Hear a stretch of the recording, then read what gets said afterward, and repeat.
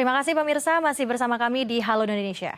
Pemirsa, setelah banjir bandang melanda kota Sibolga diikuti banjir dan tanah longsor di 11 kota dan kabupaten lain di Sumatera Utara.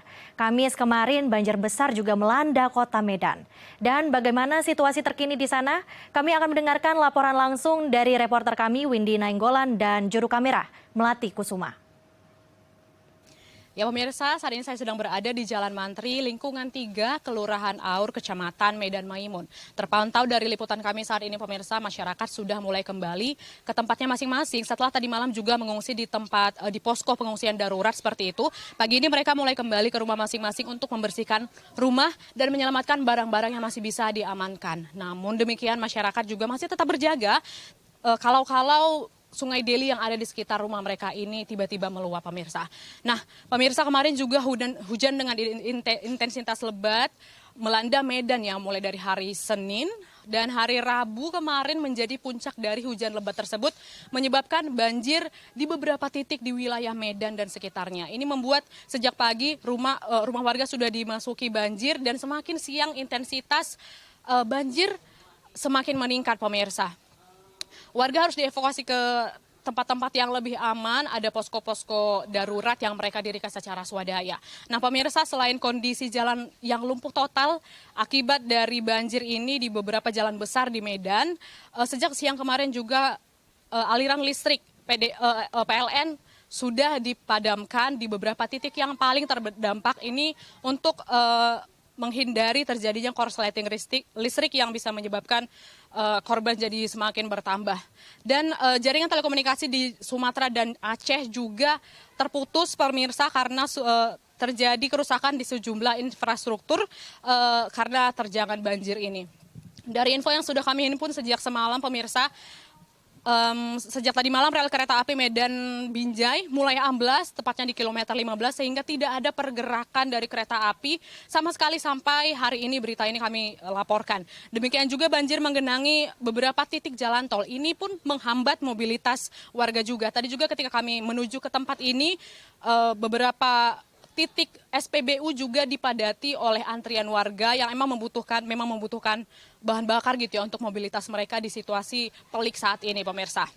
Sementara itu persediaan air bersih di PDAM Sunggal juga terendam banjir sehingga ini juga menimbulkan masalah baru bagi masyarakat yang membutuhkan air minum, mereka yang ada di rumah maupun mereka yang ada di posko darurat. Nah pemirsa, saat ini saya sedang berada bersama dengan Bang Yudi. Beliau adalah Kepling dari Kepling 3 ini. Kita akan menanyakan bagaimana kondisi yang terjadi mulai dari hari kemarin sampai pagi ini. Ya, Bang Yudi boleh diceritakan bagaimana, boleh lebih dekat Bang, bagaimana kondisi lingkungan 3 ini mulai dari hari Rabu kemarin. Jam berapa banjir mulai datang? Itu mulai banjir sekitar hari Rabu malam, hujan ya. Jadi hari Rabu malam itu banjir karena akibat curah hujan dan ternyata ini termasuk banjir yang paling terbesar saat ini. Nah warga banyak mengevakuasi ke daratan tinggi. Dan biasanya ini pun setiap tahun ini kan sering terjadi banjir di sini dan ini yang tertinggi. Dan juga kita sudah evakuasi warga untuk ke daratan tinggi dan satu yang lagi untuk ke aula kantor lurah. Nah jadi sampai saat ini banyak warga yang memerlukan seperti makanan dan juga tadi ada beberapa warga yang naik sama saya untuk minta dari pihak bantuan dari Damkar untuk membersihkan lumpur yang tebal ini di sini. Oke baik, terima kasih Bang Yudi, terima kasih sudah mau diwawancara di situasi seperti ini. Selamat melanjutkan aktivitas Bang. Nah pemirsa, Badan Meteorologi dan Geofisika Balai Besar Wilayah 1 Sumatera Utara juga menginfokan melalui press release mereka bahwa cuaca ekstrim ini masih akan terjadi sampai 2 Desember nanti. Itu artinya 5 hari ke depan masih Medan dan sekitarnya masih akan menghadapi situasi banjir seperti ini. Oleh karena itu masyarakat dihimbau untuk mewaspadai kemungkinan yang terjadi. Apakah itu ada banjir besar atau banjir bandang, masyarakat harus tetap berjaga khususnya di daerah rawan dan juga daerah yang ada di aliran Sungai Deli, Sungai Babura dan beberapa sungai yang memang ada di mengelilingi kota Medan pemirsa.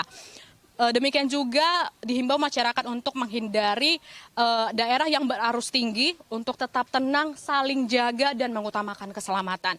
Mengingat bahwa cuaca ini memang kondisinya dinamis gitu ya, masyarakat diharapkan untuk tetap mengupdate informasi, mencari informasi mereka melalui ke BMKG atau mencari pertolongan ke BPBD setempat dan petugas-petugas yang ada di lapang. Demikian dapat kami sampaikan pemirsa dari Medan, Sumatera Utara, kembali ke studio.